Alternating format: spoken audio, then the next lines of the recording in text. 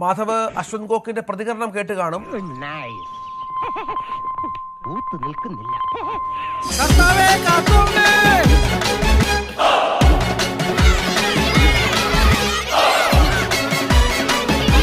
എന്താണ് മാധവ് ഇത് കേട്ടപ്പോ തോന്നിയത്?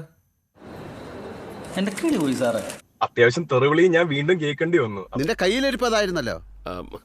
ഇഫ് നമ്മുടെ സൈഡിൽ നിന്ന് എന്തെങ്കിലും കള്ളം പറഞ്ഞ പോലെയോ അല്ലെങ്കിൽ എന്തെങ്കിലും വിഷമം അശ്വന്ത് കോക്കിന് ഉണ്ടായിട്ടുണ്ടെങ്കിലും അതൊന്ന് അഡ്രസ് ചെയ്യാനാണ് ഞാൻ വന്നിരിക്കുന്നത്. അപ്പൊ നീ ആത്മാർത്ഥമായിട്ട് മണ്ടനാണല്ലേ?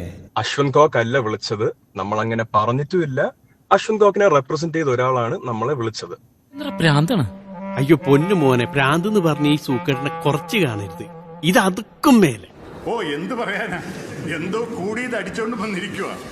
എന്റെ സിനിമയുടെ പ്രൊഡ്യൂസർ അവിടെ ഇരുന്ന് പറഞ്ഞ കാര്യം, അശ്വന്ത് കോക്കിനെ റെപ്രസെന്റ് ചെയ്ത് ഒരാൾ നമ്മളെ വിളിച്ചായിരുന്നു. ഒരാൾ വിളിച്ച് പറഞ്ഞ കാര്യം എന്താന്ന് വെച്ചാൽ, അശ്വന്ത് കോക്ക് 1 ലക്ഷം രൂപ അയാൾക്ക് കൊടുത്തു കഴിഞ്ഞാൽ ആള് നെഗറ്റീവ് റിവ്യൂ ഇടൂല, നിങ്ങൾ ആലോചിച്ച് കാര്യം പറയുക. ഒരിടത്തും അശ്വന്ത് കോക്ക് കാശ് വാങ്ങിയെന്നോ നമുക്ക് കൊടുക്കേണ്ടി വന്നെന്നോ അശ്വന്ത് കോക്ക് നേരിട്ട് വിളിച്ചെന്നോ ഐ ഡോണ്ട് തിങ്ക് എനിവൺ. ഇന്നിനി മിണ്ടരുത്, ഇന്നത്തെ കോട്ട കഴിഞ്ഞു. പക്ഷെ എനിക്ക് ആകെ ഒരു കാര്യം ചോദിക്കാനുള്ളൂ, കോക്കേട്ടാ,